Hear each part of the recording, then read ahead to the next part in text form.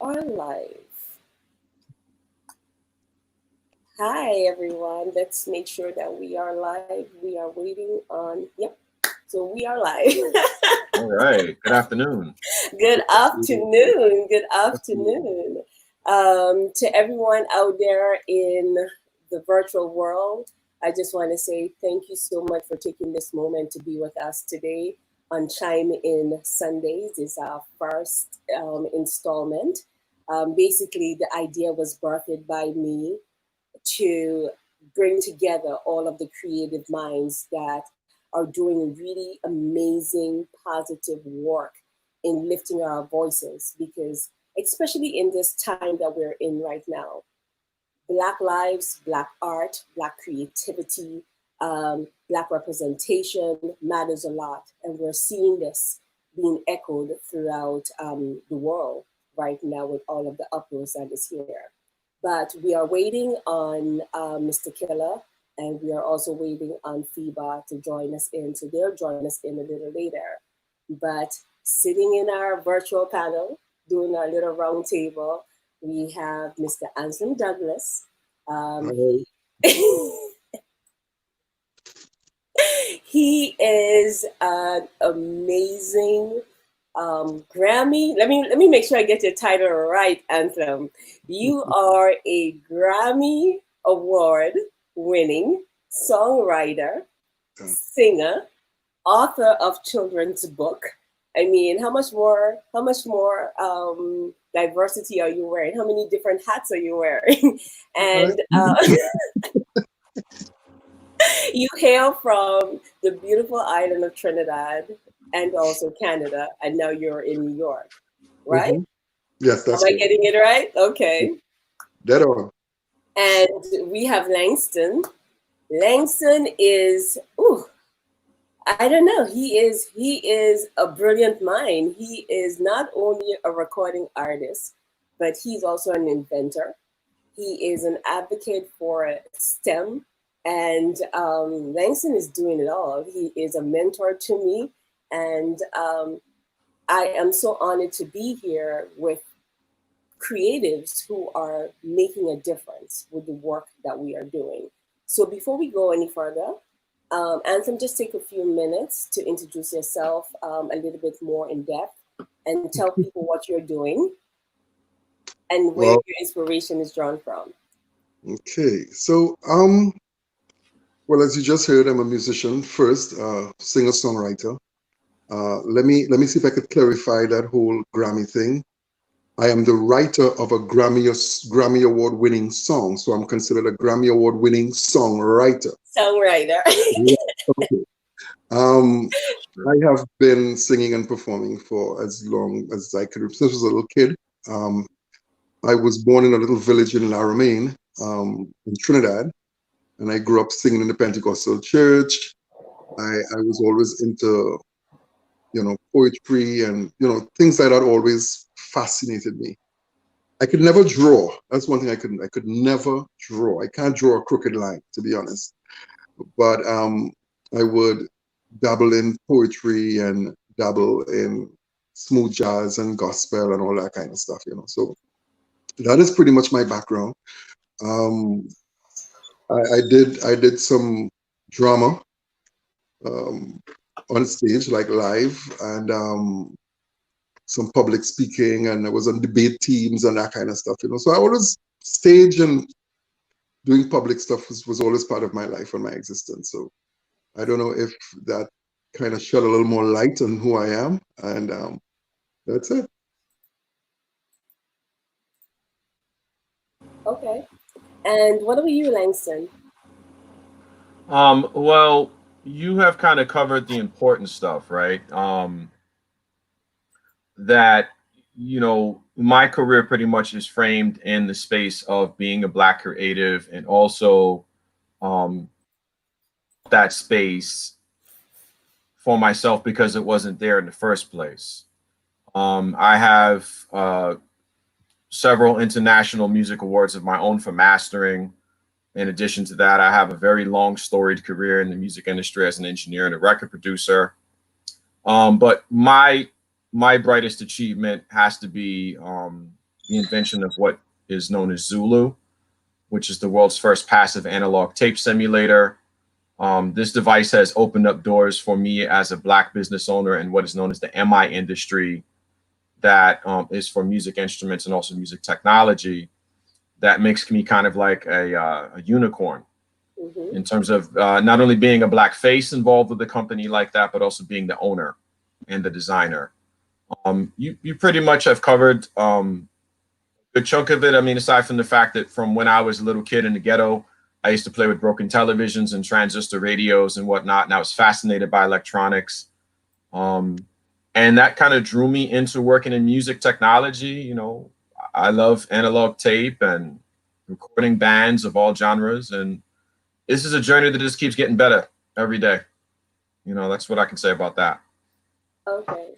We just got, just to let everyone know out there in the virtual world, we just got a message that Afibah and Mr. Killa is running just a little bit behind because of technical difficulties on their end with the internet service home in Grenada. So as soon as they can, they'll join us.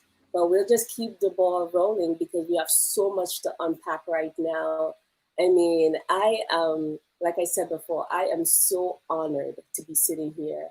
As a fellow creative myself, I understand the depth and the struggles it takes for us to keep reinvesting and reinventing in ourselves, because this industry can be very brutal at times. The whole concept of struggling artists is not an understatement. And I can attest to the fact that we sit here with years of investing in our craft. So our success is not overnight. I just want to ask you, as far as artists out here, how do you find that balance and how do you bridge the gap of maintaining sustainability in your career, as well as continuing to portray the best version of yourself and give back to your art in the best way? Who's that question? I'm sorry, it's open, but Anslem, you can go forward first. For me, I truly believe if you love what you do, you know, you'd find the time and the space to do it. You become best at what you do most, you know. And I was reading an article, or I saw it somewhere, where I believe Michael Jordan was dropped from his high school basketball team. I might not get all the facts correct, as you know, chronologically correct, but I believe he was dropped from his high school basketball team, I think it was, and he went on to shoot 300 jump shots every single day, you know, because he was determined to not just be good, but be the best be the best that he could be, you know. That ended up being the best in the world, but he was trying to be the best that he could be. So I think when it comes to doing what you love, if you commit to it every day. And I have this to say though, I think a lot of people, I heard it from Buju Banton in one of his songs, people see the glamour and the glitter and they think is a better rose, yeah. You know. But there's a lot of separation and a lot of dedication and a lot of sacrifice that goes into what you do.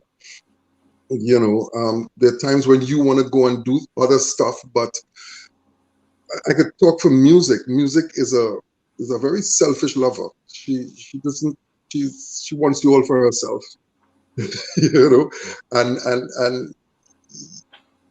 there's sometimes I remember going into the studio sometimes, and the night would pass, and you go out the next, you realize, wow, it's the next day because you were in studio all night. You know, so it's all about the commitment to it, and somewhere in the mix you have to have the right people around you who understands your drive and your passion and be willing to support you thick or thin, because if you don't have that support, you know, no man is an island, and if you don't have that support behind you, be it from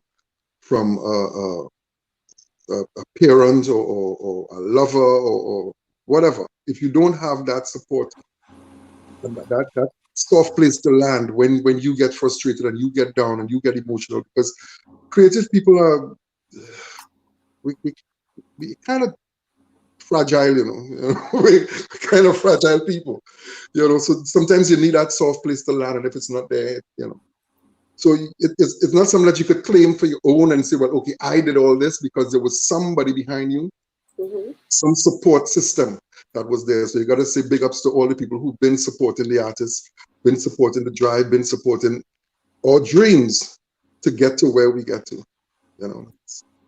That's what I could say on that. Langston, I know that when you and I speak, sustainability is something that is very important for you. And I remember you said something along the line, I'm not going to quote it verbatimly, but more or less like, we have to get out of the mindset of being broke all the time. What is your course of action? What is your action plan to expand your value and your worth and your, as an artist, as an inventor, and to preserve yourself in this business? Well, I think that the key piece of being a Black creative, my family on both halves is from the Central American and Caribbean region, right? And one of the things that is central to both families that I think applies to us as part of the diaspora and second generation, third generation African descendants is to never lose sight of your mission, right? It is one thing to say that you made it, right? And that is where it stops for most of us. We get a good job, we get a nice house, we get a nice car, we get a pretty significant other in our lives, we find a good church, and our lives are over. We have families and the world moves on. And the problem is that we are so stifled as Black people across the planet that the majority of the gentry, for them, that is the equivalent of what making it looks like. And where it ties in for me is that just because you complete a goal doesn't mean you've completed a mission, right? Like Mount Everest has places you stop on the way up, right? True. So when you reach one crest, that's not the mountaintop. That's just a stop on the journey.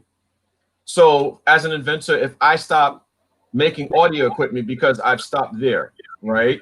But then I say, let me apply my manufacturing expertise to employ Black teenagers or to skill stream with Black educators so that we can do things in the medical industry, or we can do things in telecommunications, so that we can work on looking into having Black-owned cloud sharing services, right? Like just because I'm in technology, my spiritual pursuit of technology is about music and the music industry and Hollywood, it doesn't mean that the skill set that I've learned isn't applicable in other areas. And that is where we get stuck. Like one of my favorite people that I watch continue to grow even in their elderly ages, and they had even lost their sight, was John Henrik Clarke, where like he started out in one place, as a scholar, and then went from being a scholar and an educator to being an orator, right? And learning how to recycle that skill set into a place of being able to motivate his people for the future generations, and sometimes we forget to do that. We get to that space where we feel like we're good, and then it stops. It's not just about giving back. It's about what else is there left in me that I can do to empower others. And because I have that mindset, because that was instilled in me by my family and their ancestors, I never run out of things to do. One project gets done, the next thing is available to me. As a musician, you could transition into education just like that, because you are a master practitioner. And no matter what somebody does and goes to college and does, they're not you. They do not have the ingredients and the spice to be you.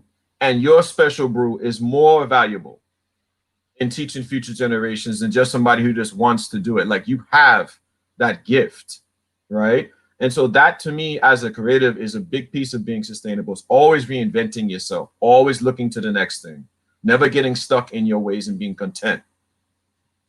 Okay, so joining us, I mean, that is so true, right? Because my biggest battle right now is figuring out ways to sustain this. You invest so much, not just in time, but also your resources, because as creatives, quite often, we are our own funders to make our dreams possible.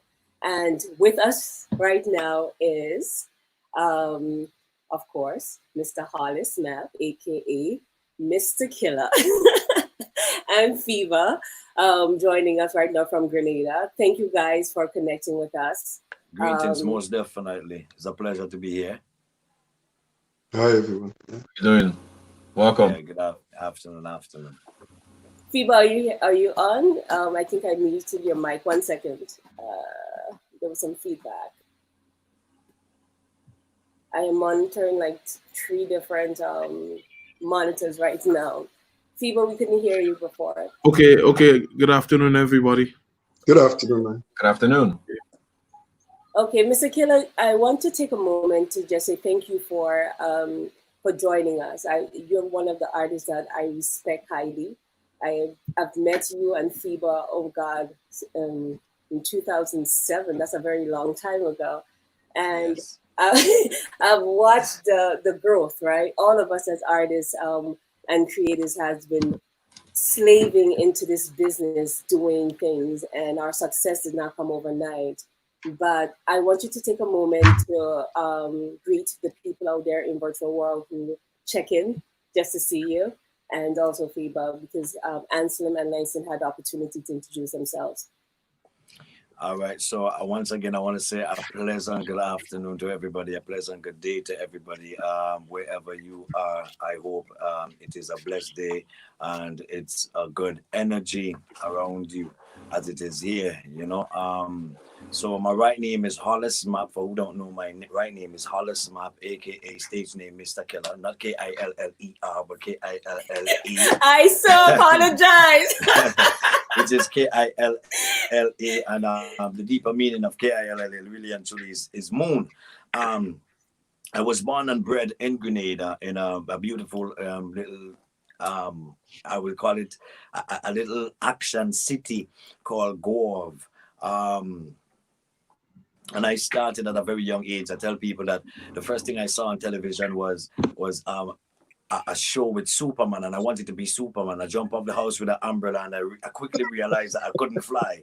But the second thing I saw on Mommy Little Black and White TV was Michael Jackson, and he started there for me at the age of 7, you know. And when I went back to school, I remember dancing my life away for anything that if a pin dropped, I started dancing at that age. At the age of 10, I think it was maybe like my first stage show and stuff like that. And I started to win every talent such there is, you know, on the island. I really and truly started with reggae and dancehall music.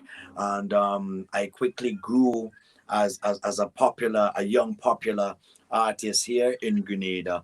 But I tried to go into the US. I remember going into the US maybe about the age of 16 to try to further that, and thinking it would have been a bed of roses. That didn't go too well. You know, the street life then became the life and sucked me in. But with the grace of the Father and what my mother instilled in me from a child, I guess, has been the greater guide for me. Come out of that, came back home, jump on the Soca train.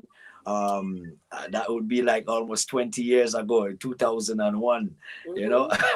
And I have been just growing, you know, and trying new entertainment application towards myself as an artist on the stage.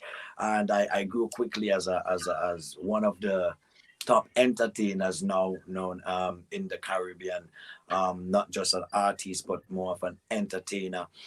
Here in Guava, I'm sitting in a facility that I just built here in my hometown because I believe in roots, you know. So I came back home into the roots, and I built a radio station and a state-of-the-art studio here in Guava, you know, where I could actually help the young artists. And so that's just a little vision of myself. Yeah. And Afibah, before I move forward, can you just introduce yourself quickly? All right. Well, my name is Afibah Mcqueen. My producer name is Phantom Beats. I've been into music production for the better part of 20 years. I've done productions regionally, locally, 1 or 2 people internationally. Yeah. music is my life. Yeah, it's what keeps me going. It's what keeps me motivated. Yeah. So I had this whole big thing that I wanted to start off the session with, in playing Mr. Killa's song, because I think it would set the tone, right? I listened to the song about 1 o'clock in the morning, and I rolled out of bed, and I said, "Oh my God, this is so time. I mean, it's so powerful." It kind of jolted me out of the negative space that was overshadowing me for so long here, going through all of the injustices coming from the whole coronavirus 19 pandemic, to the uproars with the injustices that's happening here globally. And but I kind of segued from that because of the technical difficulties that were happening. But I wanted to take a moment to just, if you permit me, just to play Mr. Killa's song, because I think it will set the tone for the next phase of this program.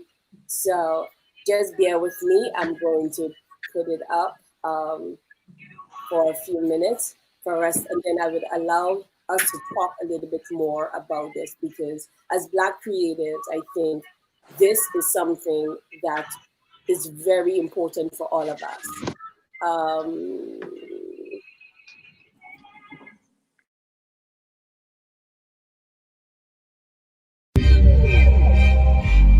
Can't breathe.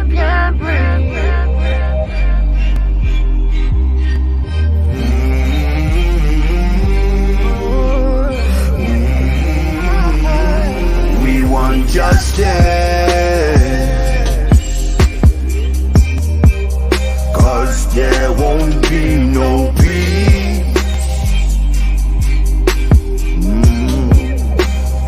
If you don't give us justice,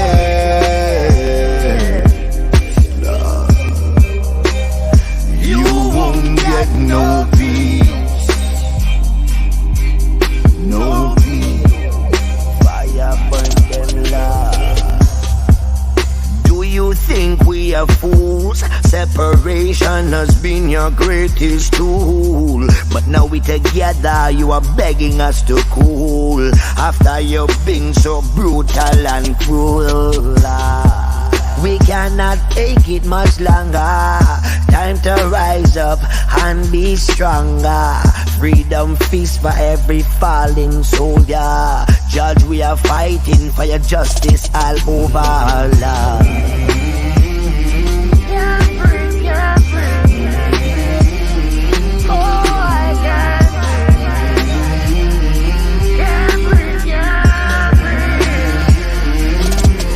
Want justice, 'cause there won't be no peace.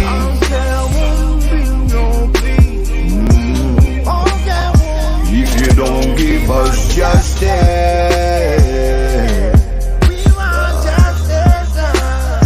you won't get no peace.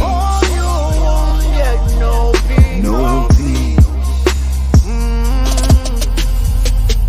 Police officers should be the law keepers, but some of them behave like the night creeper. Only want to hunt us down like creatures, behaving like modern day lynchers. Do you remember the days of slavery? Mental change, we about to break them. Too much of brutal murders of brothers and sisters. We need some justice, tell me what's happening. Lifetime for them cops who stand and watch him die. Nobody was stopping it.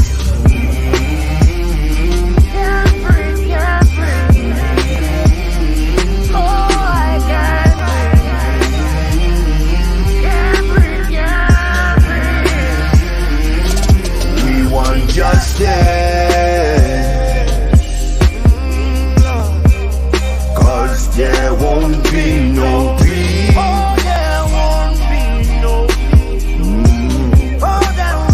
If you don't give us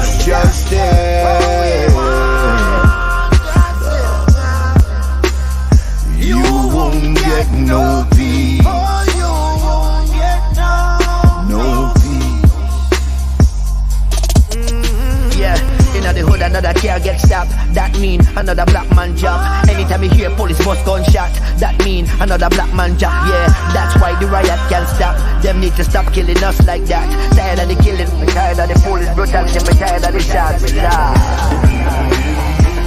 Fernando Castillo, Tamir Rice, Michael Brown, Walter Scott, Trevor Martin, Eric Ghana, Freddie Gray, Sandra Bland, Ahmad Arbery, George Floyd, Oscar Bartholomew.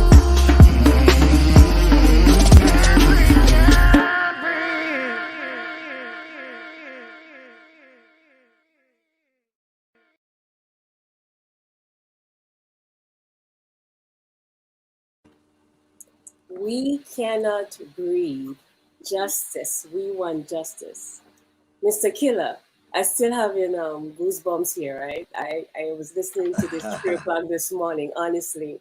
And I'm not doing this to overshadow anyone on this panel. I have absolute respect for every single person here. But I just have to say, this song, right? I have so many different feelings coming when I listen to this song. And I want to know, as an international artist that travels all over, from the Caribbean to the farthest end, can you talk to me, one, about your creative process in bridging the gap between the work that you are doing and the everyday crisis that you're seeing in your journeys throughout your travels? Well, for me, I would say this kind of energy has been long coming. You know, sometimes those kind of things is hard to really explain, but I'll explain it in the best way that I could. I think my connection to everything that is happening at the moment and the bridge that I have has begun a long time before just now. You know, I also believe in what they call genetical memory. So I feel like I have been part of this way before this stage has come, you know. I've been doing soca and traveling the world as my job, but not exactly feeding the person that I am. And the music that you hear now, for what is happening, I guess, is a better expression of real self, you know. The creative process has been there even before now. I think I had songs that would speak to our uprising, our people, the fragmented truth that they give to us, you know. The way that we've been taught a lot of things, I always felt that it was wrong teaching, you know. I always been searching and seeking truth, you know. Together with me and Afibah. Well, this production here is done by me and Afibah, that is on the panel. I called him one morning because throughout the pandemic, I felt like I couldn't go to the studio. I felt like I didn't just want to do the regular music no more. Since the day of the pandemic, I would pass the studio door every single day, and I couldn't go in there because I felt like it wasn't just the time for the basic music or the entertainment. You know, I felt like we need to come together. There's supposed to be some sort of uprising as different application, because I also believe on the face of the planet there is a time for everything, you know. And as I say, there is a time to dance, there was a time to sing, there was a time to cry, there was a time to laugh, and I felt like it wasn't the time to just sing a soca song. So I kind of went into, since the pandemic started, I went into a zone where I lean more on my my non-profit organization, where we fed like 280 something people who didn't have food and stuff like that. So me and my team, we would pack the trucks, pack the vehicles with grocery and go out. I would do live videos that would speak about what is happening and the science that is happening. I started a show on my radio station together with a couple scientists and stuff like that from abroad that would give us the real science and the real truth and stuff like that. So that has been like the battle, that I was fighting wasn't just this one with music, but then I will explain this in my light, how I see it, how I feel about it, so you could have a piece of that vision from a deeper place. So while all of this is happening, I felt like the science that they've been giving to us was not right. I felt like there was something wrong about it deep down inside. And I am the person that everybody knows as an artist, that I would stand up for my rights. I would speak about the things that I feel that is wrong and not just try to be a part of something because I want something, or you know what I mean? So while all of this is happening, I heard about the killing of Floyd, and I didn't want to watch the video because I felt like there was a part of me that was a little bit already overwhelmed, with what was happening. And one day I woke up and I say, I hearing about this for almost a week, and I didn't look at the video, but I saw the protest happening, and I tried to stay away from it because my energy was I already felt like I would get into a warrior mode, and keeping my mouth quiet wouldn't be easy. So I tried to stay away from it. But one morning I woke up and I looked at the video, and when I look at the video, I spoke to Afibah, and while having a conversation, he mentioned something that we studied a long time ago, where the Bible spoke about in Revelation that the prophet will die in the street. And he said that he can't breathe. And when I watched the video, tears run from my eye, and it strike a well of feelings that at the moment I didn't even understand, but it started rising to my head, and it started decoding things in a kind of way. And my inspiration that came is like, this man is screaming, I cannot breathe, I cannot breathe. But the whole world at the same time is wearing masks. And I feel like at the moment we are locked down, this is happening. The world, the whole planet really and truly cannot breathe. We feel like we cannot breathe properly. And with what is happening at the same time, when people start rising up, I realize that we're like this. There is a triangle, there is a pyramid that is happening, and on top here, we call the hierarchies, or the 1%, or the however you want to call that, at the top, and they keep pushing us at the bottom. But there is something very unique about this shape, because if you keep pushing us to the bottom of the triangle, that means that we are the foundation. That means that we are the foundation. But until we realize that we are the foundation and turn facing each other inward instead of just outwards, then we would realize that we are the foundation, and then we can join arms and be what we're really supposed to be. So within spirit, I could feel and understand that is happening. And one time my mind is like, that's the only time, I swear to the Father, that I was attracted to the studio. At that time, I wanted to say something. Music, the studio was calling me now, because it wasn't just the soca jam. It wasn't about jump up or just a wine or bus. It was something that been boiling inside. Because years ago, I've been trying to create that kind of music, a more jazzy feel. You understand? And always been a part of me, but I couldn't find people to produce it. I couldn't find people to understand that part of the music that I was feeling. So I called Afibah. I said, Afibah, we need to go to the studio. He came over. As he came over and started going to the rhythms and stuff like that, the first thing he played to me, which was a rhythm that he had for his album, I said, no, that's it. Go back. And I started to sing the song immediately, because I don't put pen to paper. I sing from vibe. I sing from energy. I create the movie, the story in my mind. And we started the song, and we recorded the song right here. And then we went downstairs. I'm building the first little infinity room on the island, you know, because, you know, production here, we don't have a lot of things here. So I'm building the first little infinity room. And we went downstairs and actually filmed the video one time, you know. So in 2 days, we do the whole production and everything, you know, and created it, because I feel like this has been a part of me that the whole world have never seen. Because soca music, you know, in the Caribbean, in the islands here, I have to say it, like, we've been really behind. We've been really behind. Like, we never used to get money for our music, like even just the basic royalties and publishing of music and all of those things. We never been taught that. We've been lost when come to that. So for artists, we never been making money. So when I got the chance to become, you know, the artist that I am now, I catch myself running, always trying to keep up, always trying. I made it my job, you know,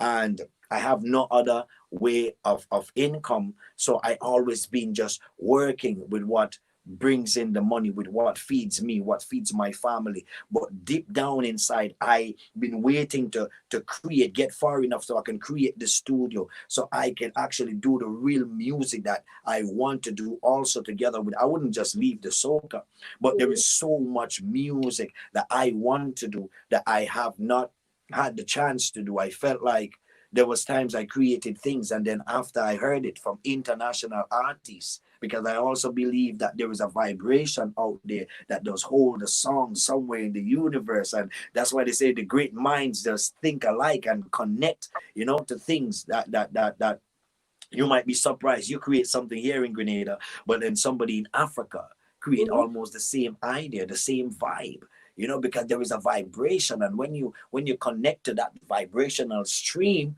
that is out there, then we say great minds think alike. But there is so much things I think I have created that I never got the chance to put out, you know, and I think now is the time. So speaking about that greater vibration of music, more positive energy, music, I definitely have been waiting for that energy, for that reason, for that purpose. And I think with what is happening now, kind of draw it out of me immediately without I even have to think twice. And that was the creative process. I think it has been, you know what I mean, they're just waiting. You hit on something, because I know Anslem is also going through a transformation. Anslem, you're also a soca singer, and now you are transforming, or you're evolving into a whole different genre, as Mr. Killa just said. It's one thing singing the soca music, which gives you that foundation, but then there's a growth and the evolution that comes with your musical abilities and your artistic development. Can you talk a little bit, Anslem, about your growth process? And I know you're also an activist in taking a stand for certain causes like domestic abuse and stuff like that. So does your music influence your activism, or does the activism influence your music?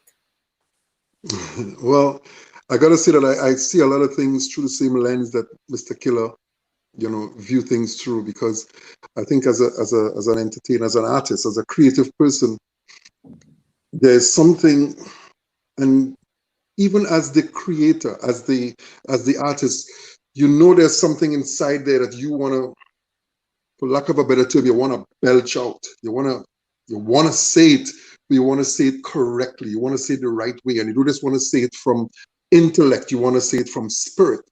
You wanna say it from that energy that's inside there. And sometimes it's one thing to just happen and boom, it's like you open a floodgate of emotions and it just starts to flow.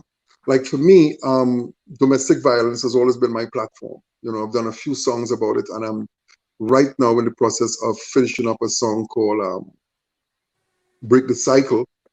And in the hope that, you know, I would link with the right organization to make my voice and make my opinion heard a little more. For me, I think as the artist, some people let their art do more work for them. But for me as an artist, I think the platform and the opportunities that I have been given now provides me, the opportunities that I've been given now provides me with the platform to do it as an artist, as opposed to having my work do it. You know, like, for example, Muhammad Ali was a boxer. But because of that platform that boxing gave him, he now had a voice. It's like LeBron James is a basketball player, but because of the spotlight that was placed on him as a basketball player, his voice could be now better heard saying what he really wants to say. So I think in some instances, the art form, even you are the creator, you're the artist, and you work within an art form, the art form also turns around and helps you and place you on a, put you on a place where you now can say what is needed, because as an artist you have the ear of the public, you have the public's ear, and it's so very important to say, and not just say it but live it also, because we could, you know, anybody can open their mouth and say something, but then you had to live a life now that the young people coming up will look and say, I want to be like Mike. You know, I want to be like that person, because now you're an influence on not only people in close proximity to you, but internationally. You become an influence, you know, through your music and through the lifestyle that you live in and the platform that music provides for you. Now you have a voice, a true voice, you know. So. Afibah, I know you're part of the creative process in We Want Justice. And from the production standpoint, someone who has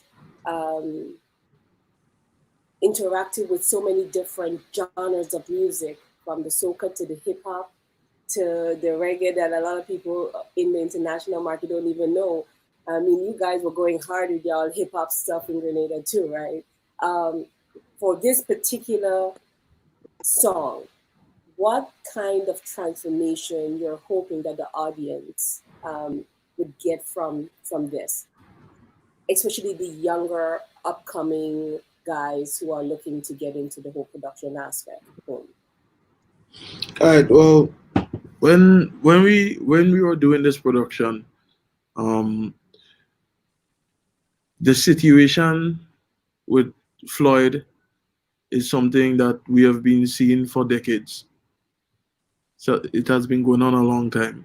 So even though the beat was made before the production, when we actually started to work on the production, a lot of the emotions, if you listen to it, you could tell with the humming, and we try to incorporate so many different things in the, like, just to bring out what we need the song to be, right? In Grenada, the consensus is that the only genre here is soca, right? I mean, it's clear to see, like, with this production, a lot of the younger artists, you have a lot of aspiring hip-hop, R&B artists, dancehall artists on the island. I hope seeing this production, it would make them realize that you don't have to necessarily stick with what people think is the norm here. Yeah, music is expression of self. When you're an artist, it's expression of self. So soca is more a wine and jam genre. So speaking about something like police brutality, it's kind of technical to bridge the gap between police brutality and soca. Yeah, we created something that 90% of the people on the island is asking, was this done locally? Yeah, so people who looking at us, the younger ones, just go for it. Don't allow anybody to put a label on your art or on your creativity. It could be done. I agree. No, I totally agree. Langston, that leads me to ask you the question, because not only are you the musician, as the fellow panelists here, that you're dealing a lot with that, but you're also going into a different area as an inventor of the technology behind to provide the necessary assistance, to the musicians and to the artists. How important is it, do you think, as artists, for us to use our voice, our platforms as a weapon to incite social and systematic changes within the global scheme of what's happening right now? Because you're all into STEM. Yeah. Go ahead. Well, I'm glad you gave me the easy question. Long story short, the thing I see the most that is needed in a time like this is to have those honest conversations with ourselves about how we actually are providing for ourselves as creatives, right? So for one, it doesn't really matter much if we continue to share our talent and expect something in return with the same people that disadvantage and oppress us, right? In terms of, I give a record label my music with some crapola contract, right? So a 360 deal or whatever, and then hope that crumbs will rain from the heavens and I will be able to build something with that, right? And the reason why I liken the music industry to where I'm at in manufacturing music technology is that every single form of distribution that a person that sells music gear, right, is run predominantly by white men, right? And a good chunk of those white men support the current president in the United States. So they donate to him, they attend his rallies, they vote no matter what he says for him.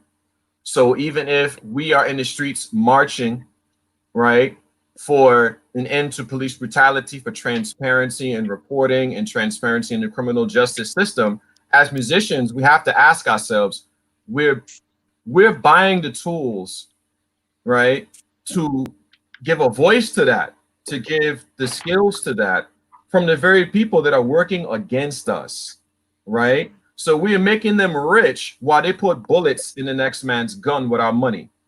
Okay, that's how real it is for me.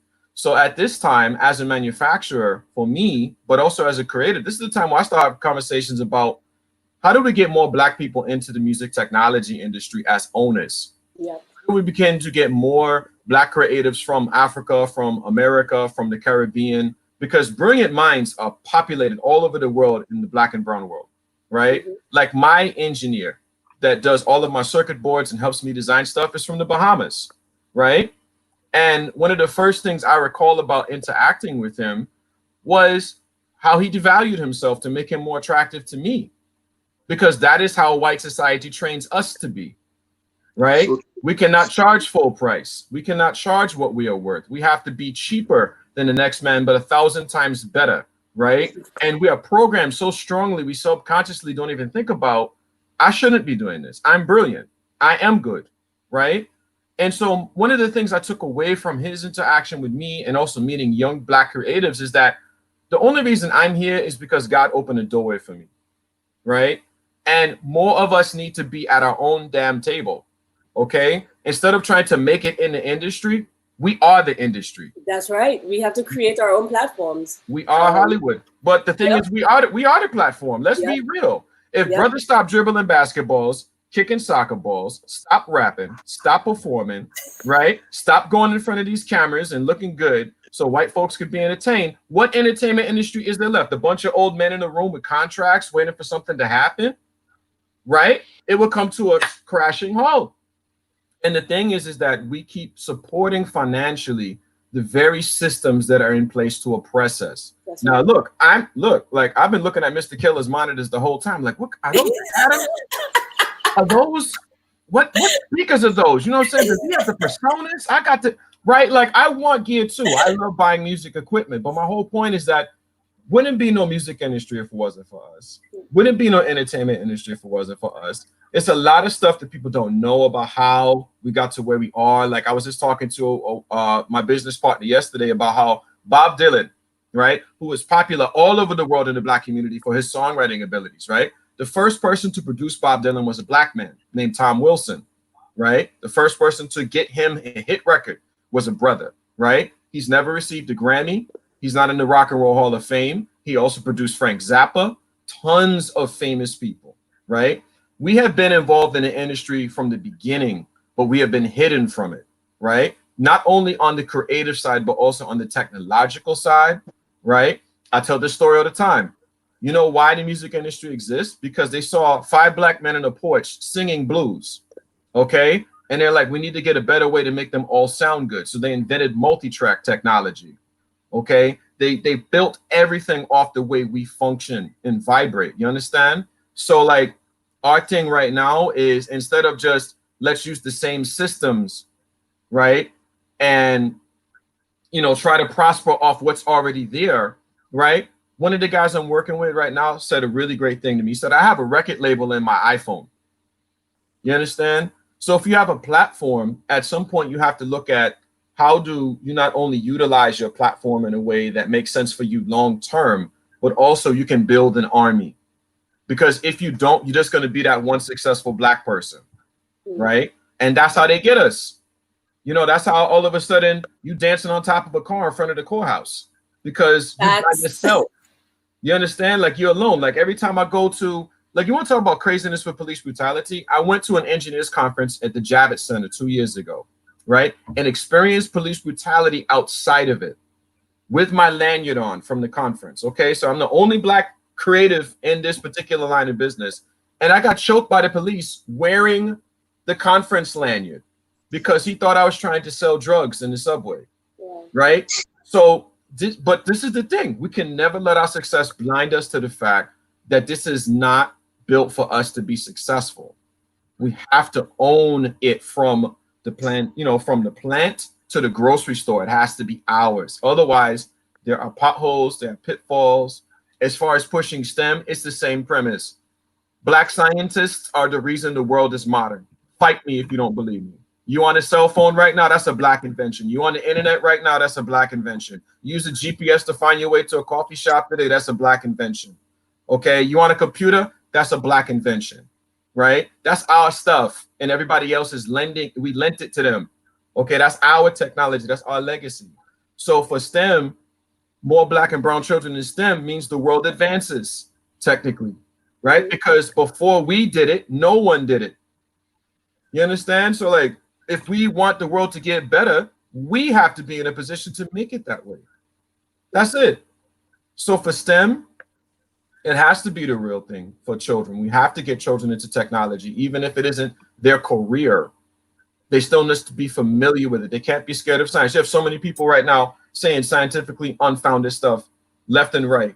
You know, we have people talking about the way the world spins and, you know, how flat the earth is and all this other stuff. And they line their windows with tin foil to keep out 5G and everything else. And then they get on Facebook and write a manifesto. And I'm like, I know exactly who was sleeping through science class and still got a diploma, you know, and just doesn't have the basic grip. But like, we need to reverse that. We are the leaders that the world needs. I'm serious. We are the, you know, people always say, be the change the world needs. No, we are that change. We don't need to be, we already there. We just have to take that step forward. All of y'all, get off your butts and let's go do this. Like, I mean, I can't believe the hour fly up. Mr. Killa, I saw you there and I saw the vibrations moving in your head. And I'm like, this conversation could go so much longer. What gives you hope? My ancestors, we are indestructible. Doesn't matter what you try or how you do it, or how many times you try to do it, we keep surviving. What gives me hope is the blood that I have. You understand? The man that I am, the color of my skin. We are indestructible, you know? And for me, it is as simple as that. But this brother just kind of, you know, opened up a big part of the Bible there for me. You know what I mean? The Bible, because yesterday I post something. There was a credit union in Grenada, and I post. They didn't pay me, but I said, you know what? You guys looking for a financial institution? I did a video and I just posted. You know what I mean? Throughout my all my contacts on my phone, the 6,000 contacts on my phone, I just blast it out in everybody's message box. You're looking for a financial institute? I advise that you use the credit union. It is Grenadian owned, and it is owned by the members. You understand? Start investing in the things that we own. I believe in that. So my music, I recently registered a publishing company in the States. Not even understanding exactly the full functionality of it, but I would learn. Exactly. I am not afraid to take that leap. Now, we are designing at the moment. Me and one of my brothers are designing, because we already have inside in one of the biggest distribution company in the world. You know what I mean? We want to understand how that functions. So now we're building a label, our own label. Because recently, what happened is this. I've been with some platforms where, you know, we didn't understand the real vibe of the music, the business aspect of the music. We didn't know. So we were being robbed all the time. So we had our music registered with people, and we keep getting chicken change. So a year ago, I did 2 songs, unpopular songs. And I said, you know what? Let me try it on a different platform, a different place. You know what I mean? On my own thing. And they start making more money than my popular songs. And I was like, what's happening here? What this does not, you understand? Yeah, exactly. Langston is like, you gotta get paid. What's happening here? So we need to, and I believe in that. We need to start educating ourselves, because I was the duncest person when it comes to the business aspect of music. No, man, no, you got a twin here, man. You got a twin here. That is so fundamental, Mr. Killa. We did not understand anything. So when you're talking about even monetizing your page and all of those things, I think my page just get monetized maybe just a couple of months ago. We just did not understand what is happening and what is happening in the back room, in the back end. Exactly as you say, where the white man still feeding off our music, even though we think that we just do a song and we put it out there and blah, blah, blah. Who is really benefiting from those music that we are putting out there? The platforms that we are making bigger and better. And the YouTube, I feel like we need our own YouTube. You understand what I'm saying? A black tube, call it whatever you want to do. My tube. You understand? My tube, whatever it is, get something that belongs to us. Because when we start speaking the truth, when we start releasing the truth, they start sensitizing, you understand what I'm saying, the truth. And the first thing that is compromising any war or any warfare is the truth. That's right. The first thing that is compromised. So you talking about, we come from a lineage where we was lynched, we was beaten, we was put into slavery, and we are not slaves. We was enslaved. We are not slaves. We were enslaved. So they let us out the gate with a mentality that is worse than the chains that was on our hands and our feet. And if we don't start breaking those mental chains, that's why I said in the song, do you think we are fools? Separation has been your greatest tool. And when I say separation, it's not just separation of my brother and my sister is over there and we are far apart and we don't know how to love each other, but it's deeper than that. From even our ancestral understanding and our spiritual heritage, we are separated from that. So just in the way that we function in the song, again, I said, can't breathe. Those groans, if we study our history, we realize that what you call dubtion or what they call chant, even in the Bible, when they say they throw down the walls of Jericho, it's vibration, it's the humming, it's all of those things. So just the education in a whole will take us back to realize that we have the real power. We supposed to own our inventions. We supposed to stand together, hold hands, and really shake that pyramid, because we are the foundation. So when my brother was speaking a while ago, my fingers started going up, because I feel like I was in church for a moment. You know what I mean? Like the real preaching I need to hear, because I would like to own some speakers that I could buy, you know what I mean, that's a good connect right there. I would like to, no, for real, that is what I want to do. That's why I'm creating my own label now for the Caribbean. Now I have an idea in my head, and I'm saying this, there's an idea in my head for a couple of companies in the Caribbean. They're also owned by white men, but there is an idea that I have where there is consumer, artists and their music and the company, and those companies can literally become big brothers of entertainment here in the Caribbean. And I have the whole idea in my head, but I cannot go to the company and say, hey, look, because at the end of the day, I just give it away. So I am now trying to find the right people. I am now trying to find the right way, so I could create that platform that is interlinked. Because at the end of the day, it's not just, we can't just run away from them. We need to start to take what we want also. We have to. You know what I mean? And if they have the okay, we invented the GPS system, but now we don't even own it. So then we still have to go buy it back from them to get where we're going. But at least if there is something that can be created within, you understand that, then we can still find a way how we can own those factories. We can sell it. I don't mind selling what they have. You understand? Just so we can build what is ours. So we have to be intelligent, because if you're cutting the umbilical cord, you have to know that you are strong enough then to survive. You know what I mean? Right. And I think that we are strong enough now to survive. That's true. You check? So we need to start creating how we can actually build that link and go somewhere, brother. Because my thing is this. We keep fighting. Oh, but I just want my own thing. And I want my own thing. And that is what they teach us. Because the white man child in the school, the black man child in the school, the black man think that success, the black man child want a bad car and a big house. So he reached 40 years. Yeah, he get the bad car. And now he taking a big loan to build his house. And he have to work until he's 70, 80 to pay back for the house. And that is success for him. But then the white man child sitting in the same class wants to own a car company, wants to own a real estate company. So he's 40, he owns his first car company. Now that car company could actually give him the real estate company and give him many houses around the world, and different, and success goes in a whole different way. You understand what I'm saying? So is our application at the end of the day could save us into the direction that we are going in. And I don't know. I could talk from now until the next 2 days. I think all of us could do that, right? Yeah. As a creative myself, but on the flip side, you guys are in the music. I'm in the film industry, and that also has its challenges. You know, taking on the responsibility of coming home and starting the festival and providing that platform for younger individuals to showcase their work. I'm helping write a black movie right now.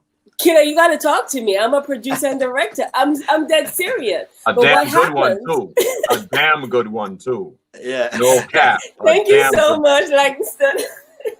Because I don't edify myself, you know. I've always been someone who pushes a lot of the creative, but you know, I'm humble and I stay in the back. I believe that I'm a connector in that sense.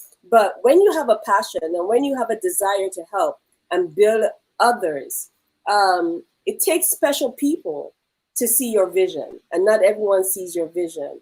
And that's what we're doing, and that's what we're creating in Grenada. You said you have your studio, and I'm happy to hear that, because we are also working on projects that needs that kind of synergy and collaboration.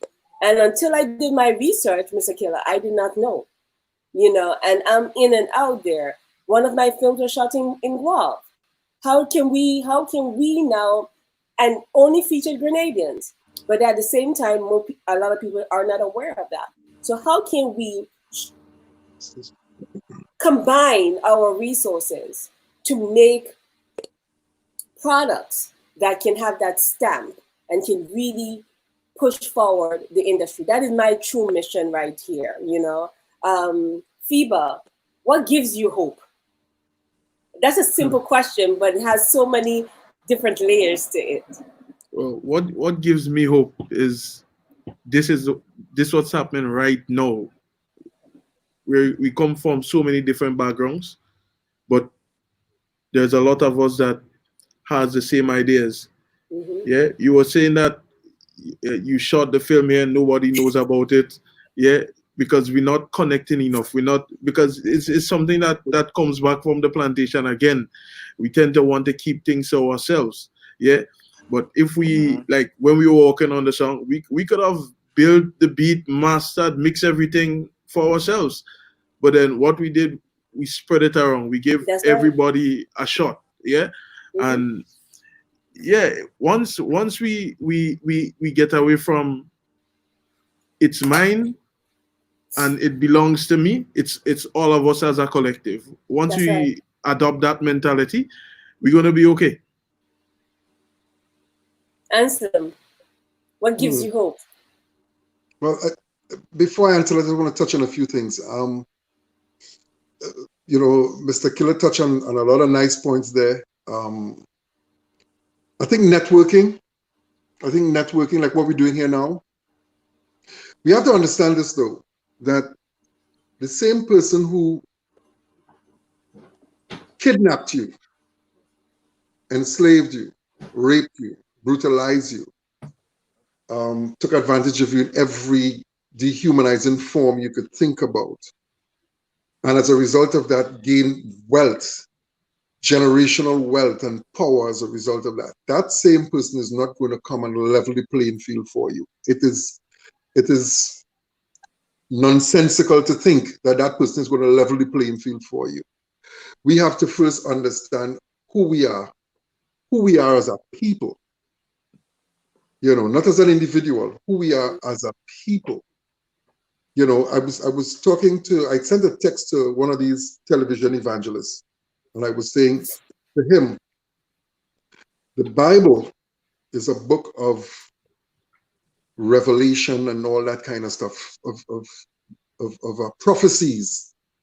And it's difficult to think that the African slave trade, which altered history in such a dramatic way, is nowhere featured in this book. But I know that it is.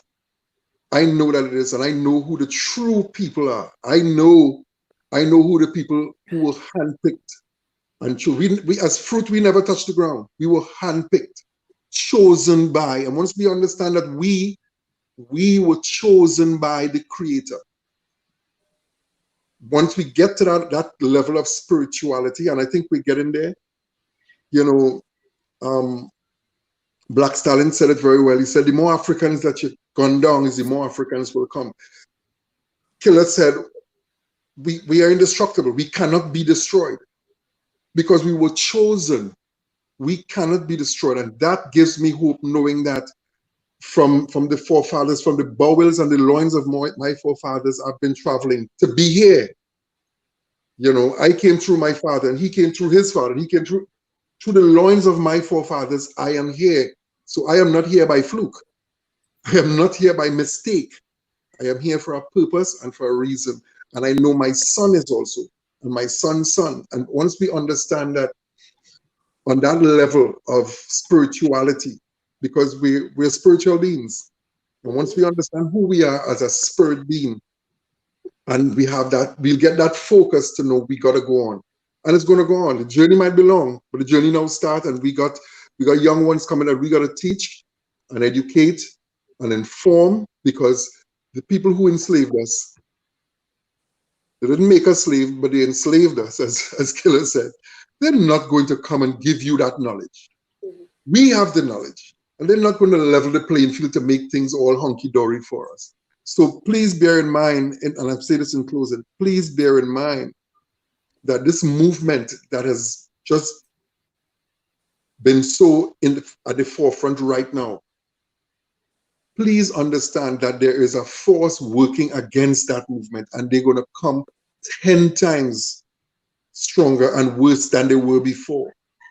It's going to get bad, people. I'm telling you, and I don't want to sound gloom and doom, but it's going to get bad. So brace for impact. It's going to get bad, because they don't want to see you rise. They don't want to see us move up. They don't want to see us grow and blossom into who we truly are as a people. So they will do every and anything. They will run in your lane. You ain't disturbing them in their lane, you know. You running in your lane, but they're going to disturb your lane. And I leave it there. It's gonna get really, really bad before it gets good. But it's gonna get good. Don't worry about it. It's gonna get good. Langston, what gives you hope? We dropped him. The question. Oh no, he's here. But I have to reconnect him. Okay, add him back. What gives you hope? What gives me hope is knowing that we have the ability to do all of these things within ourselves, right? Like a person talked about genetic memory, right? And the reality is everything that makes up the core of what makes this world modern and special and unique is actually in our DNA. Like Kendrick says, I got loyalty, I got royalty inside my DNA, right? All of ancestors is in all of us, right? Like, I mean, there's a philosophy that says that the entire universe is in the human body. Everything that makes up the stars is in us, right?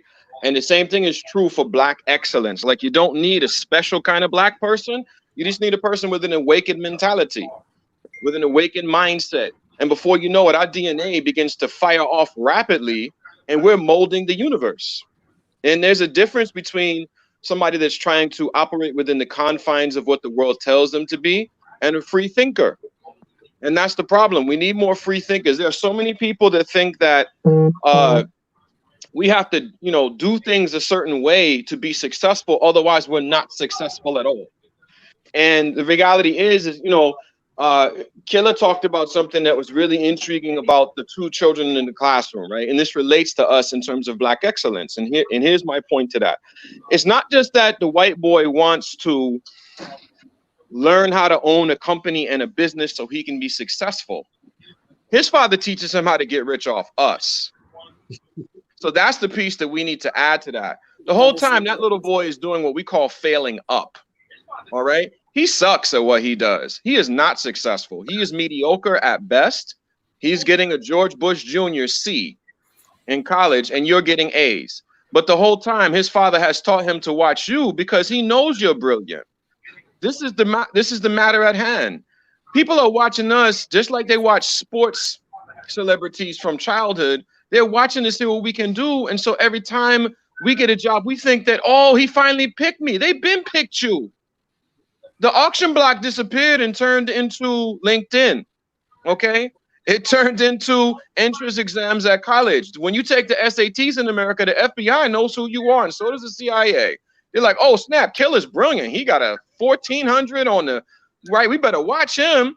And then you never know how that information trickles through the channels. Like, we have to be a little bit more open-minded about just how nefarious people are when it comes to tracking Black excellence. People know who I am that I've never met.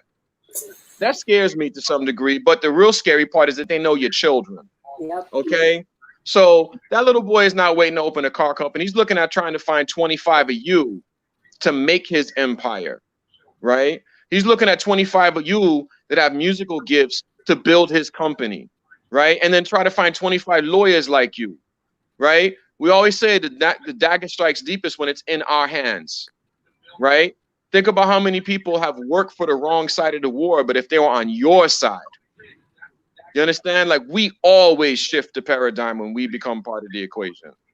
So that is why we have to truly take back our value. We undervalue ourselves. Because just because you're a musician now you're turning into a hub for Grenada. You understand? Like, you built a studio, brother. You made a power move, right? Meschida talked about shooting a movie down there, right? Well, if anybody else in the Caribbean that's nearby you wants to shoot ADR, they want to loop their dialogue from a film, they need you to do post-production edits and Pro Tools so they can get their movie ready for Amazon and Netflix. It's more than hip-hop to a recording studio. It's more than dance music. There are services. Yep. You understand? You just became an employer. You just became a tech hub in the Caribbean. And the more you keep that in mind, instead of just, I have to book hours, you're a service provider now. Yes, you might make your music, but you're building legacy. And just in that simple notion, look at how many more opportunities just came into your lap. Do you understand? But we just looking at it like we got something. No, you got more than just something. You got everything you need. The ball is in your court for all of you, right? You're a Grammy-winning songwriter, right? You could be writing songs or teaching other young Black minds how to write songs, right? From the perspective of protest music, how to get political messages across, but it tastes sweet like honey when the person listens to it, right? That's power. Communication is power. Look how much they control communication here in the West. How much communication sways us one way or the other. Communication is everything. And the sooner we own those channels, the more powerful we become. She is an incredible director, right? Her messages in film do things without saying any words, right? That's why they keep us out of Hollywood, because we're powerful. True. Seriously, like, it's in our DNA, but everybody watches us to see what they can get off us all the time. Yeah, because Right? we're the All the creators. time. We What? are the next. I said we are the next creators. You know what I No, mean? we're the only creators. Yeah, we're the only yeah, creators. No, change that. We're Well, the I mean, only I'm creators. talking about after the father. You know, after the father, Yeah. We are the next creators. You know what I mean? That's We're like exactly what I was saying, because the Almighty, the Creator, handpicked us, like truly handpicked us. As I said, we're not fruit that fell on the ground and got a bruise. We were handpicked by the Creator, because once we understand who we truly are from a spiritual level, once we understand who we are as a people. Well, when we start, you spoke about something in the Bible just a while ago. When we start decoding the Bible, you realize that when he say, "Oh, great Pharaoh, let my people go," he was still speaking about us. We have always been the chosen. Thank you very much. So they have always been trying to hunt us down and put us back into slavery. Because I'm if tell we you are something now. if we are under the dynasties, then you definitely know that they can actually monitor our creation. You know, and I'll tell you this, Killa. I'll tell you this. It's no fluke that last year made it 400 years. Time served. Trust me. Time served in full. This is our time now, and we don't know it. Well, there's a handful of us that know it. Those who have eyes to see, let them see. That's what I'm saying. It's good. When Moses went to Pharaoh, Pharaoh didn't say, "Okay, you guys go ahead." He turned up that idol screw, man. He created pressure. He made it harder. You know, Plague's kid made it harder. Every time that Moses went to him, he just turned up the idol screw on the Hebrew children until they lost all their firstborn. And what I'm saying now, I don't want to sound like a preacher, but what I'm saying now, 400 years we've been here, time served in full, and they're going to turn up the idol screw because it's our time now. Of course. Edom has come to an end. Edom is over. One of the things. This is Jacob's time. This is Jacob's exactly. time. One of the things I've come to realize in my research, right, is that every great civilization were built by us. They brought us here specifically to build their civilization. The only civilization to build now is ours. It's time for us to go back. This is Jacob's time. Yeah, because that is the prophecy. We are the sleeping sons of Jacob. This is Jacob's time. So we have to open our eyes and realize who we are, because Edom, it's the time for the Edomites is over. But trust me, they're going to turn up the idol screw like it was Friday night. They killed a brother in a Wendy's, sleeping in his car in a Wendy's. I don't want to sound like gloom and doom, fellas, or crew, because there's a beautiful lady in our midst, but it's going to get hard. You know, I've lived in New York for almost 30 years, and I've had my sting of injustices that that came my way from a teenager all the way up here, and I've adapted to the situation to deal with it. You understand? But what's coming out in the last couple of weeks has been a sense of fear, an innate fear that I'm walking around with. And I refuse to let this thing take control of me. So this whole Chime In Live platform, I've been sleeping on it for a while. And I said I'm going to do it, but I never got the energy to do it because I was in my own way. I don't like to be in front of the camera. I'm very much behind the scenes pushing others, but no one else could do this more than me. I'm a connector, and my purpose here is to bring like-minded creatives on this platform, not just to elevate your thought process, but also to let people see who you are beyond just the glitz and glamour. And I'm sitting here and I'm just, as always, every time I'm in your presence, I'm just moved and I'm just floored. And this kind of reminds me of why we are doing the work that we are doing. Killa, I totally appreciate your wisdom, the direction in which you're going, and more so the mere fact that not only you've made it, but you're also looking in ways to reinvest in the new generation. And that is my purpose and my drive for doing what it is that I am doing. Afibah, you have been around for so long. And I mean, you've been around for so long. That's all I can say. I mean, with the guys and just seeing how you never really walked in one path. You understand me? You guys defy all the norms of what Grenada music represented, and that's what drew me to the whole crew. Anslem, I'm learning about you right now, and I think we lost him, we dropped him. But I do appreciate every single, Langston is back in. I do appreciate oh, he's in the car, that's why. I do appreciate each and every one of you. But before we wrap up, because this was supposed to be 1 hour, and I know we are going to have another conversation at some point in time, I want to know what's next for each of you guys. So we can start with Killa. All right. Well, for me, I feel right now I'm just in that time and space, you know. What has been is now, and now is now, and now is what has been, and now is the future, and the future is also now. Mm-hmm. That's the kind of energy space that I am in. So I think I am now turning the screws and shifting, you know what I mean, the engine into a new gear that will now pull the badges of brothers and sisters, you know, across the some of the rough waters, you know. As Anslem said, it's going to get a little bit rough, but you don't have to be rough as they want it to be for us if we are together, if we become self-sustainable. At the moment, I'm doing a farm. We are creating a farm. Afibah is on that journey also. We together. Cause we've been like brothers. I mean, we sleep on the floor together.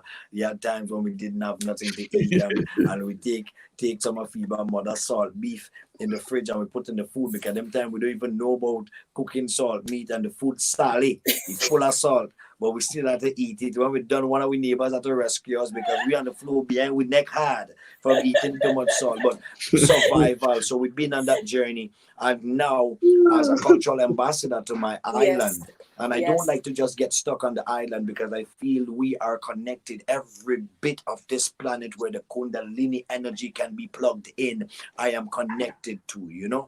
And at the moment, what next for me is helping my island. When I say my island, I'm talking about my people understand where we are going and how we can actually experience. It's not just about the journey, but how we experience the journey. Mm-hmm. And becoming strong on that journey, so becoming self-sustainable. So right now we are doing a big farm, you know. We are going into livestock and also crops and stuff like that, because through the pandemic I see that they're fighting to import food instead of promoting. And some of our leaders, you know, some of them sell us to the slave ship, and we still have some of them in power. But anyways, you see that they did not promote eat what you grow what you eat, and stuff like that. So I am into helping my nation become more self-sustainable, and also the world of Black people in however way I can contribute, and I can motivate, and how I can promote, you know what I mean, loving our own, ourselves, the things that we could create, and digging deeper into ourselves, you know. So right now I have the non-profit organization that will help the less fortunate. I have the studio here for the music and helping the musical journey of my island and wherever else we can connect to. I have the radio station, also as a platform where we can now distribute and connect to our nation and throughout the world. And now we start in the farm. So we have the farm, then the how you call it, the publishing company, and also the record label. So what next for me is just continuing, you know, boarding up that cabin that we are building, you know, that shelter, putting a roof over our head, both physically, mentally, and spiritually. And that's the journey for me. Thank you. Langston, what's next for you? I think just continuing to have that conversation with other people in the same like-minded, you know, point of view as me, in terms of being able to provide opportunity. You're breaking up. You're breaking up.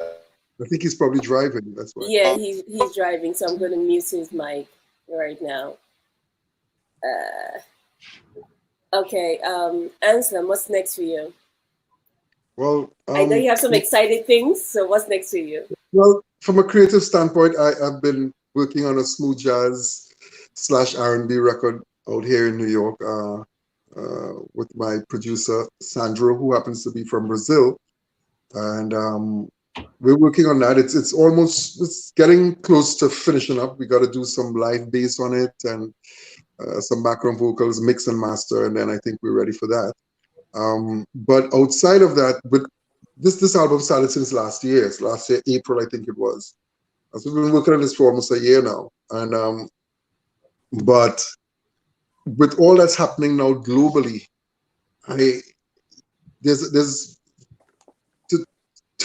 there's a new ink in my pen, you know. Metaphorically, there's a new ink in my pen now, and I think my writing is going to shift to something that's a little more than, because when people listen to my music, I always sing about women and love making and relationships and, you know, that kind of stuff. And I think, you know, me being somebody who's been writing about domestic violence and all that kind of stuff, that is my platform. And I think I'm going to be focusing more on that because it's in me. And as Mr. Killa said, there's something in every artist, you know, that's there. And it's just the right moment for it to, it's like bamboo. It's an evolution. Yeah, it's like bamboo. Bamboo stays underground for a very long time before it actually sends a shoot up. But trust me, when that shoot comes up, it's so hard to kill a bamboo root, man. It's so hard. So I think like bamboo, I'm ready to shoot now. You know, people might think that, oh, you've done it and, you know, you Grammy Award winner, you wrote children's books and you're Black Canadian Award winner and all. I think that is just a taste that God is showing me what I can do. I think it's just you know, when your mother mixing cake long ago, she give you a little lick on the stick, on the spoon when she's beating the butter. And as a little child, she give you a little lick on the spoon. But that is not the cake. That's just a lick on the spoon. So I think my accomplishments that I've done so far, while I'm thankful for it, I think it's just a lick on the cake spoon, a lick on that proverbial spoon for things to come. I have my children's book that I'm working on, and now I'm talking to one of the top producers because the dream is to take this book and turn it into an animated film. And I'm talking to a top film producer. Oh, I have right some now. amazing animation. I have some amazing animators that I can connect you with. So whenever see? you're ready. So trust me, I was ready yesterday. So let's talk. So that's where I am. That's where I am. You know, to see my children's book, because I've already done the part 2, which is a sequel, and I'm working on part 3. To get this book onto Netflix, or hopefully by then our own Netflix. Yeah. You know, and our own YouTube and all the good things we talk about. You know, but to get it out there as a children's animated film, to finish up this smooth jazz album, and to just continue doing good work, and hope that God continues to guide my pen and my mind and my spirit and keep me on track, because it's so easy. Trust me, it is so easy to come off the straight and narrow and end up, you know, it's so easy. Wow. Yeah. Afibah, what's next for you? All right, well, as Killa said, we've known each other for a really long time. A lot of the things that are happening now were things that we planned more than a decade ago. Yeah, it took us that long to actually get the ball rolling, and it's something like I've learned on my personal journey is that it's like we're all on a ship. Yeah. Mm-hmm. On our ship, Killa is captain, but then you have somebody to to rig the sail. Yeah. Right now, I'm ready to go all out, because I'm not blowing brass for him, but he has ideas. Yeah. He encourages people. Like just before I came up to the studio, because I actually live in Governor. I came to for a weekend, and I live in Governor. I've been up here for months. So just before I came, me and Killa had a real serious talk, because he would always tell me, like, bro, you have so much potential, you have so much talent. Why does just fall off? Why like stick to something instead of just getting discouraged? Yeah. And the last time we had this conversation, I told him, yo, bro, I'm ready. I'm ready. And so far, everything is working out the way it's supposed to be. We're getting things done. We're reaching out to young artists. We're creating opportunities for people who can't afford recording, can't afford studio time. We volunteering time. We helping. We trying to create that platform. And Anslem, you could publish a new album with us. I'm ready. This is good. This is good. I'm ready, man. I'm ready. Yeah, I'm ready. Yeah. It should be, my album should be done by October. I mean, like that's when I'm pushing for it, for it to be finished by October. Yeah, we actually making some very huge connections at the moment, because there are other black brothers out there that won many Grammy awards upon awards and has done so much great things, and also think the same way that we are thinking, and lived also in the States for many years, but they understand the potential, as we were speaking about, you know, the children that have been stolen away from home. Remember the slave movement, and for the emancipation of slave and stuff like that started in the Caribbean. You know, we start the revolution, you know? So you have to remember, you know, we are a special type of people also. Yeah, special type of people. So even though we have been taken away from home and been separated so much, there is a big communication happening at the moment. That's why we're on this call at the moment, you know. So there is so much people that have been, I mean, ruling some parts of the music industry in a very big way, that also is looking at the Caribbean. So we are trying to make all the connections and all of those things. So when we stand, we definitely should be standing very strong soon. Killa, you're talking about music because that's your field, but you have to look at it from the whole trajectory, the whole gamut, right? Well, it's not just the music, because from my industry, I just mentioned music, but as I tell you, I'm helping write a black movie right now. That means there is producers right here in Grenada at the moment that stayed here during the pandemic. And I'm talking about screenwriters and stuff like that. So they're here and we team up ever so often because they're writing, they're creating stuff. I mean, in all aspects of our glorious inner self is now waiting to bloom. You know, when you talk about black creatives, I mean, music is just a small part. Just this morning, I found out that one of my nephews, because he grew up kind of almost as an introvert, and very quiet, very calm, and he always his mother is a keyboardist. My big brother plays the guitar and stuff, so he grew up kind of playing music. And for years, I did not know that. He sent me something this morning, and he said he wanted to produce jazz classic. And when I heard what he built, I was like, what the hell is this? So there is so much happening when it comes to creativity. But that's what it is, right? When I took the leap of faith to come back home again for the second time or the third time to reinvest back in Grenada, I lost track now, right? But I finished school and I just took everything that I had again for the second or third time. And I came back without a real plan. And I knew my purpose. I knew what I wanted to do. And I knew I needed to bring back my passion, my expertise to help cultivate something home. And that's why I started the film component. But in addition to that, I'm also pulling the resources from my friends from Africa, from the States. I have people who are professional sound scores for music, and they're willing to teach scoring, film scoring with me. But now that I know you're doing this, Killa, we can now try to find ways in which we can collaborate and help strengthen the industry home. But I know we're running over time, and I just wanted to say thank you so much.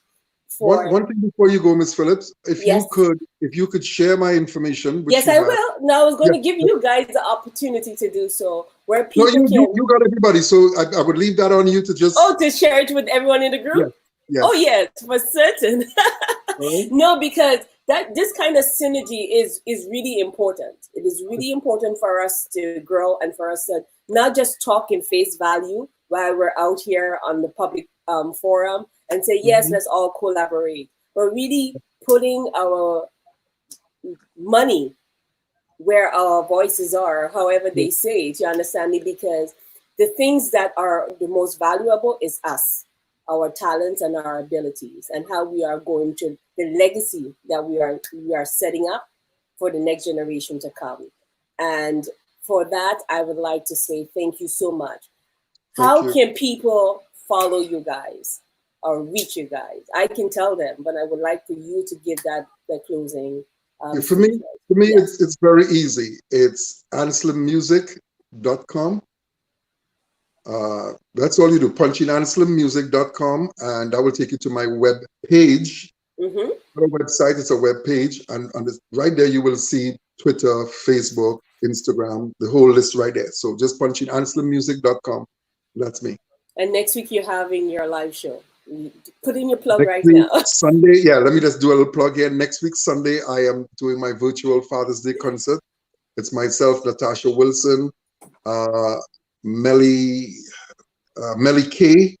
We're going to be going live via Facebook and YouTube. So once you click on anslemmusic.com, you can go onto my Facebook page. All the information is there.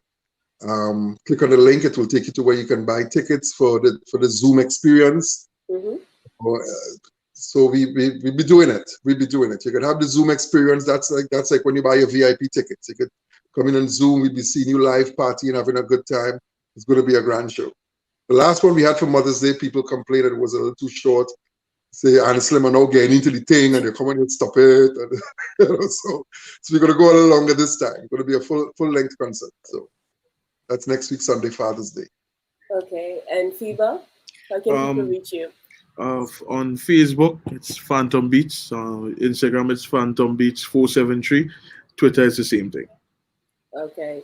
Mr. Killa, before you even say anything, I have to say, this is my British way in me talking, right? When I'm spelling, I'm like killer. So I do publicly apologize. Yeah, I know, because a lot of people, it happens all the time. You know, people Yeah. think it's Killer as normal Killer, but it's Killa. You know, And I love that one even better. yeah, Killa means good weed. It means the moon, most of all for me. You know, it means the moon. It also means champion. You know, if you Google it, you will see all the meanings for it. So it's Killa, and everybody can find me on Instagram as Mr. Killa 1, number 1, MrKilla, and the number 1.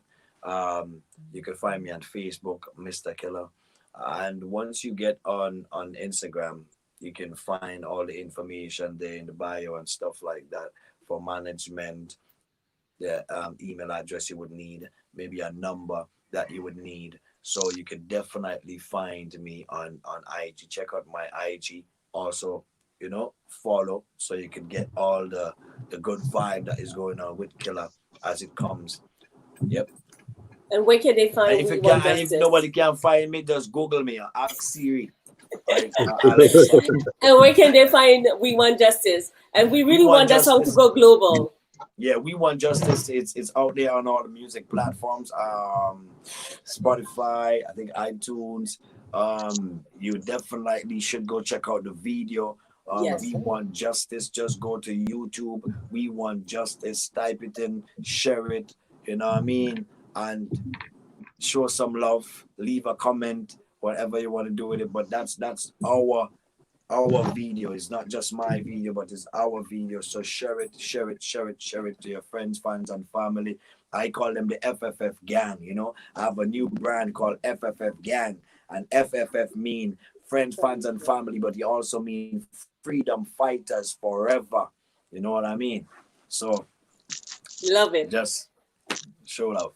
So we lost Langston, but you can find him on Handsome. Oh my goodness, what is his title? What is his thing? But he's on Facebook. He's coming back in. What's his start? Handsome? What is it? Handsome? He's back on. His actual name of his business is Handsome Audio. Yeah, that's right. I thought she was going to say Handsome Langston. I just go, yeah. No, the name of his company is Handsome Audio. listen, a bit of humor. That would be very West Indian for my first name to be Handsome. And he came right back in on cue. Right. So, yeah, I just want to make sure that people know how to get to our business. It's handsomeaudio.com. And then for social media, I'm on Instagram primarily. So it's just my first name, Langston, then _ handsome, and then _ audio. And I'm on IG, and I do a lot of posting there. And I just want to say this has been like extremely pleasurable to be able to meet some brilliant minds. And I do hope this is not the last time we communicate. Definitely, I would like to think that internationally we can collaborate just as much as we can domestically. And there are many opportunities for us to help one another. And Mr. Killa, by the way, your studio is not yet complete. You want to know why? You don't have the Zulu. That's right. Handsome audio not here yet, right? Yeah, you got to be able to tell the people that when they come in, be like, yo, I have a Zulu in here.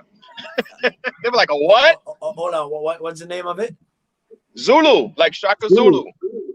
Don't play with me, brother. Seriously? Yeah, man. It's called Zulu. Don't play A with black-owned audio company got a product with a black name. That's the way you do it. We fetishize every other culture. You know, the Japanese, the German. For audio, you know, you get a Neumann U87 or blah, blah, blah. Well, now you got a black audio company, you got to get a Zulu, right? And then our next product that's coming out is called Juju. Okay, so we keeping it 100 with that. We sticking with that. What? Second phase. That was Juju.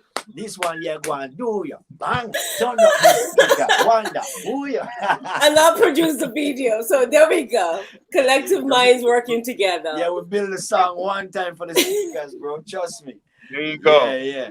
All right, so that's wicked. So most definitely, from the conversation started, in my mind, everything happens for its reason, and every person that you connect with is for a reason, and on the journey of life, we're going to meet many things, many people. Not everybody's going to stay there.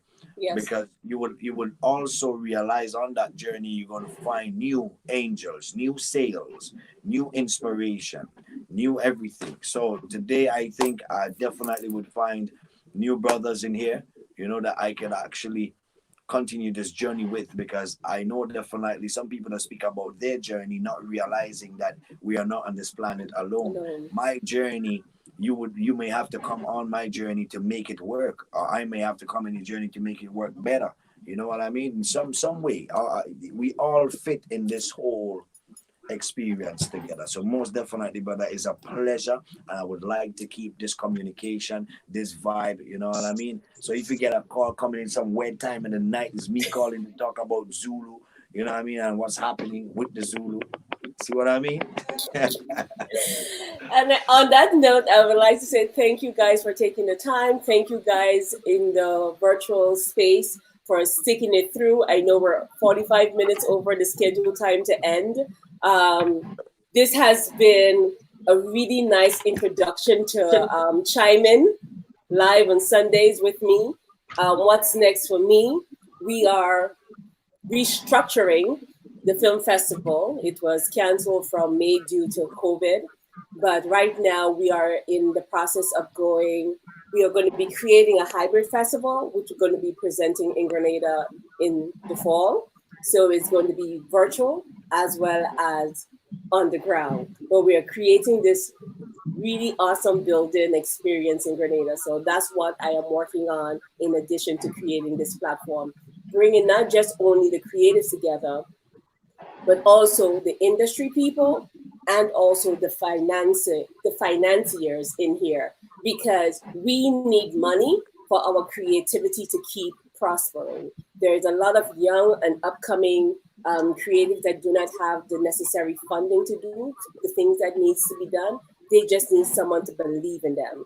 So we are looking for ways to bridge those gaps and bring everyone together. So if anyone wants to be on our platform, reach out to me. You can reach me at Meschida Philip across the board, Instagram, Twitter, and Facebook. And chime in live with us every Sunday. So thank you guys, and enjoy the rest of your Sunday. Thank you. Pleasure meeting everyone. Thank you for the opportunity. Bless and love. So you guys Meschida, you're gonna just share my information and share everybody's information so we can definitely connect. I would definitely do so. Bless and love. Talk to you guys very soon. All right then. Thank you.